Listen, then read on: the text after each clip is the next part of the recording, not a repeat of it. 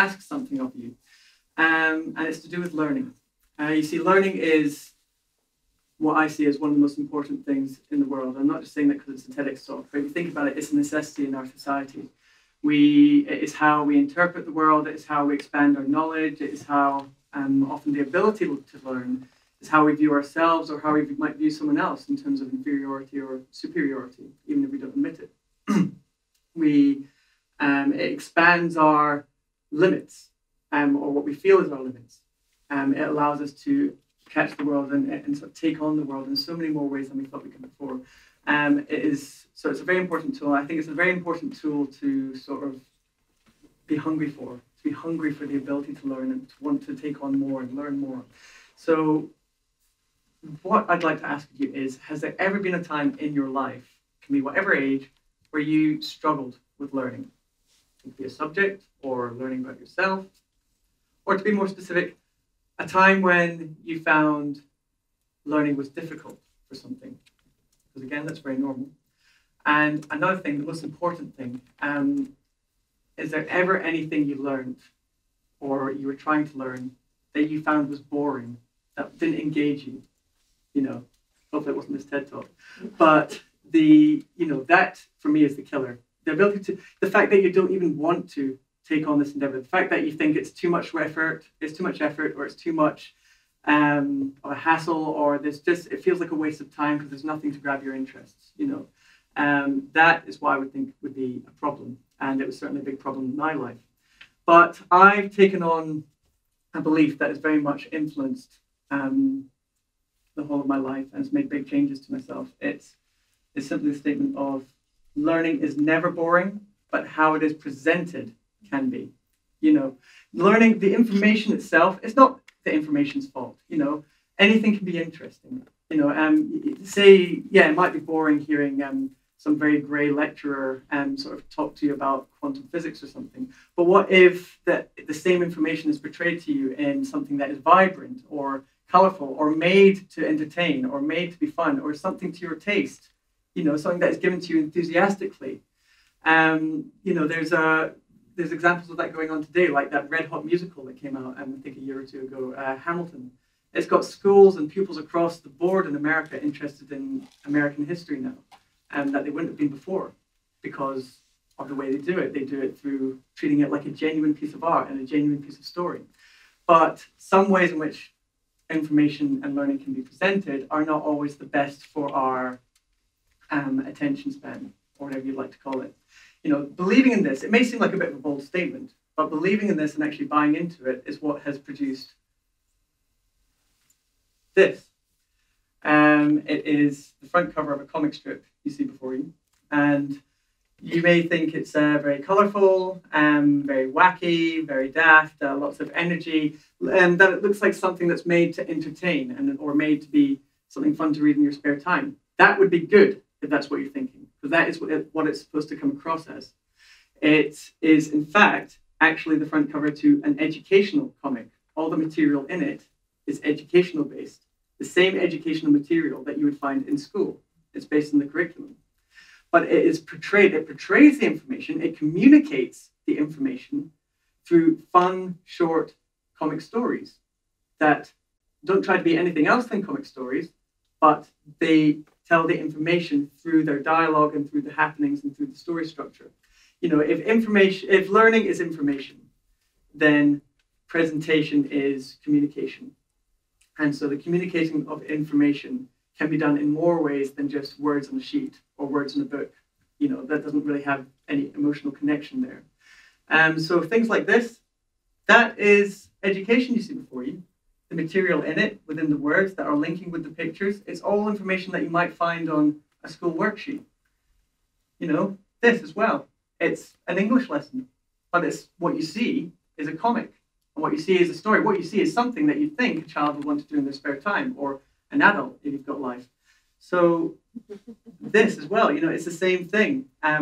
Tries to come across with lots of energy. It's trying to grab your attention at every moment, trying to make you feel like you're having a worthwhile experience. But the material that is happening, that is a comic right there, teaching children about factor and multiple and prime numbers. And that's just the second page you see there, but it's doing the function through the form. And these are called deco comics. And they come from a very important part of my life, as I was saying earlier.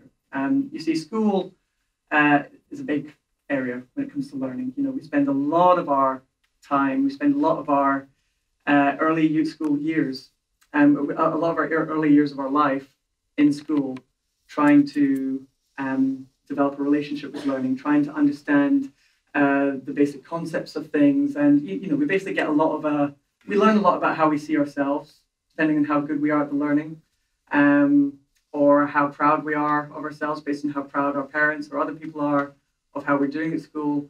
I mean, the sad thing about school is that it teaches in only one way. It teaches through words and through the ability to listen and the ability to write, the ability to read. You know, and if you're good at that, great. You will probably do well at school. Even if you're passable, you'll do well at school. People will encourage you. You'll get awards or whatever. You will feel good about yourself, and you'll feel you can do things. You'll feel you can take on things, and you'll go out into the adult world feeling that you can take on anything that you're interested in, and you'll probably you're more likely to have a hunger for learning. You know, depending it doesn't bore you too much, the work you've been given. But if you're bad at that ability, it's probably going to be the opposite. You're probably not going to have a hunger for learning. You're probably going to have quite a bad relationship with learning, thinking that it's a boring thing, thinking that it's something you don't really want to do, thinking that it's something you can't do. You're going to feel very limited. And that can be a tragedy, because there's a lot of people that leave school and have left school in the past who have not made the most of their life. And I was one of those people who wasn't good at the whole reading and listening thing.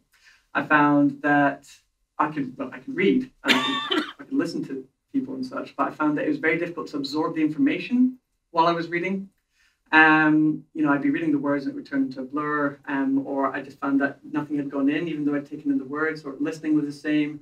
I would listen and then I'd find it difficult to keep up with the teacher while the teacher was talking, and it would just fade out and I would lose concentration.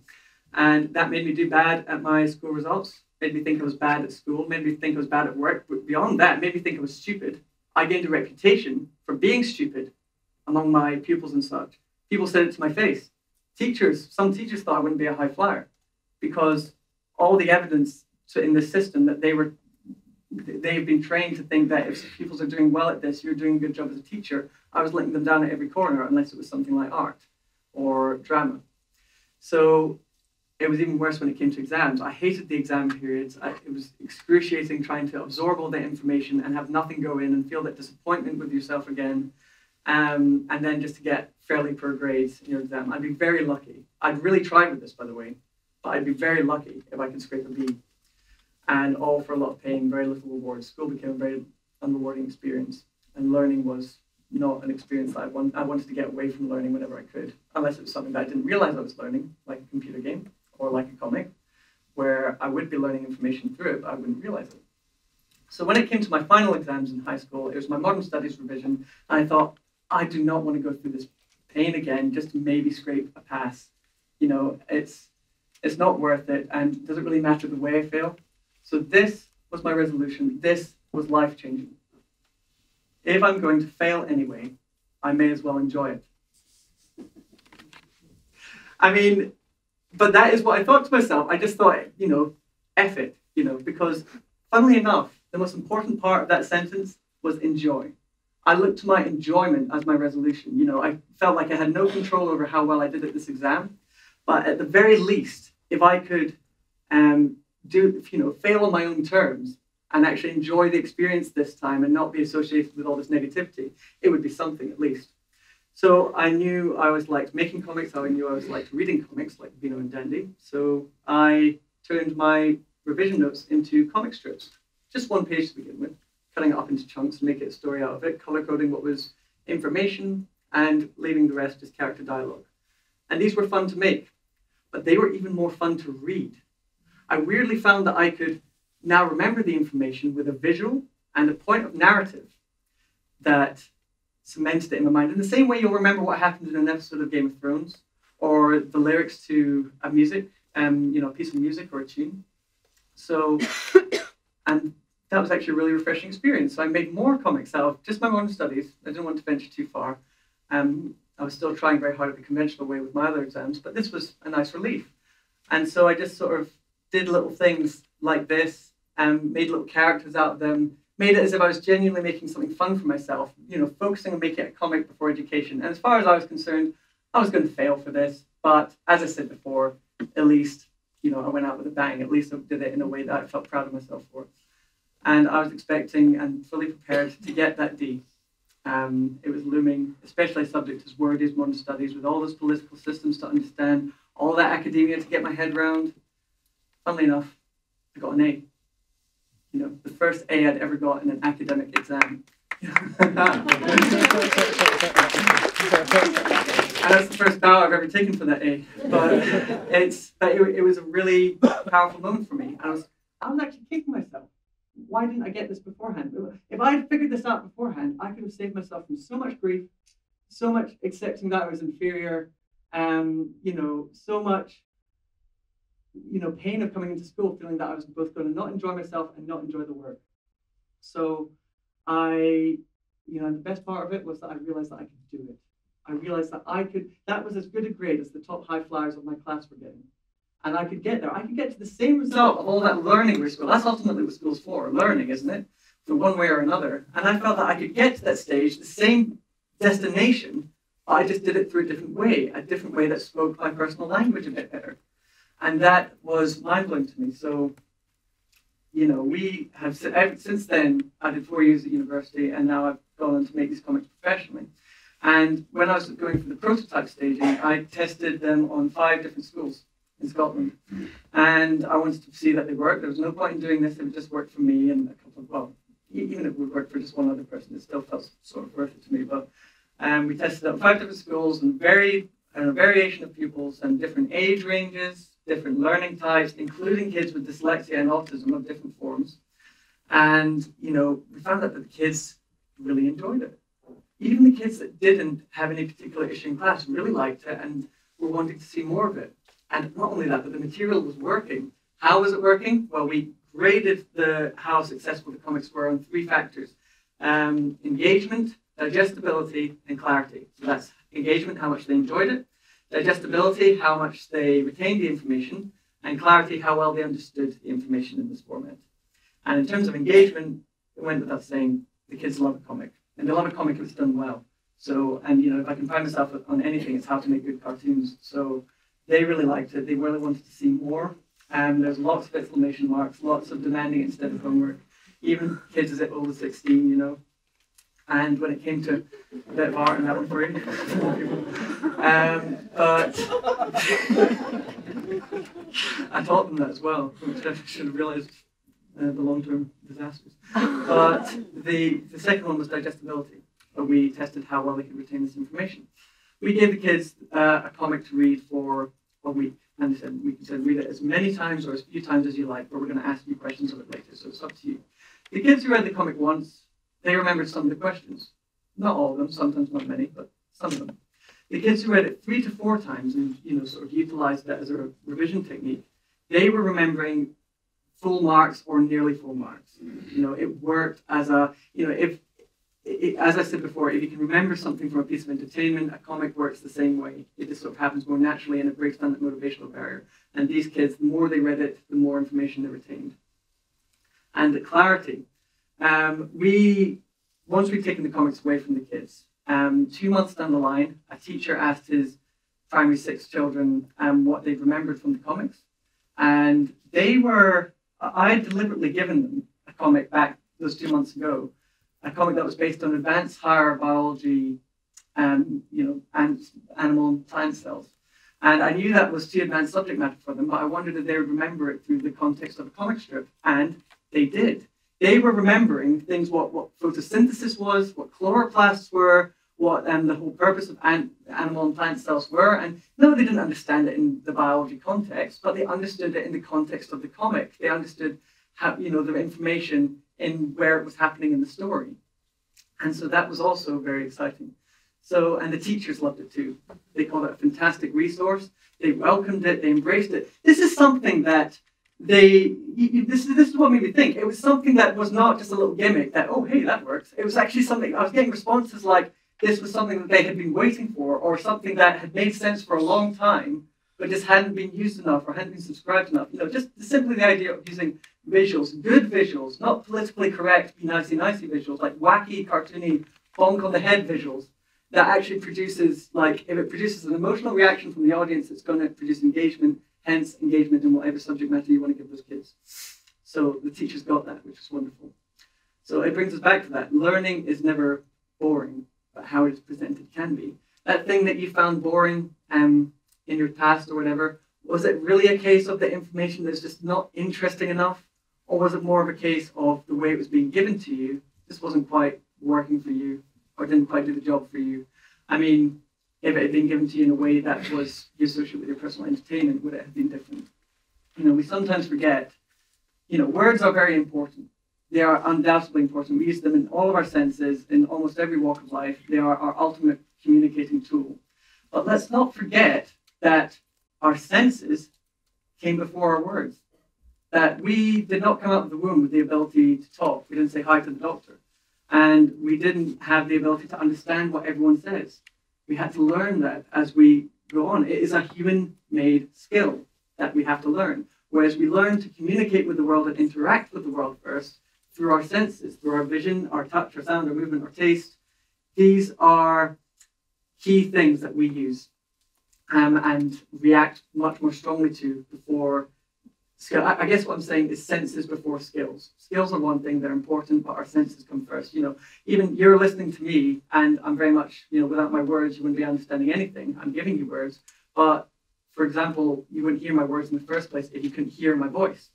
And to help you follow my voice more and my words and what I'm saying, I'm using movement. I'm using arm gestures to help illustrate what I'm saying. And I use intonations in my voice as well and different registers and such.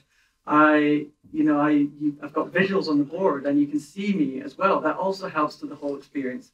If I was just sort of reading everything like this and didn't make any sort of emotional connection with you and this is all I gave you, it probably wouldn't be as easy to listen to.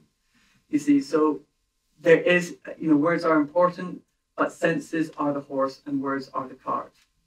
And it's important to remember that when all we're giving our school children is worksheets and class lessons and textbooks and instructions to listen to and getting angry with them because they're not on the right page or they're looking out the window. Really, sometimes can you blame them, frankly? Maybe it's not such an out of the blue or unthinkable idea that something like a comic would speak to the senses a bit more naturally. It would speak to the visual appeal. It touches on that humor, that desire for humor we have, the desire to laugh, or that desire to follow a story and be engrossed in the story, no matter how short or no matter how simple. Or maybe just having, like, for example, a colourful drawing of a dinosaur can make a huge difference in how people understand something like fact versus opinion. And the list goes on, learning about history, learning about the time. The idea of a comic is just one way, it's one alternative to learning. And the school system was never really built on the open-mindedness of learning to take in all these different kinds of thinking. It was very much about the function of we need more learners for the Industrial Revolution, we need more scholars or whatever it is, but words were the tool. And unfortunately, we've never really grown the seed of what can be done through the power of not just visuals, but sound, movement, through entertainment. Think of movement. Think of how engaged we are with sports or dancing. There's so much potential for this. Ultimately, the thing to remember is that our senses are older than words. Our entertainment and our love for entertainment is older than our school systems. And, although schools change, but fun or our yearning for fun doesn't change. We're always going to have that desire. And yes, it is great to get that satisfaction, that functional satisfaction when you do well at your schoolwork or when you've cracked a code or when you do something intellectual. But it is also, you can get there, but you can get there through a different way. You don't have to get there through the same way as everyone else. And you can get there through a way that speaks your personal language more.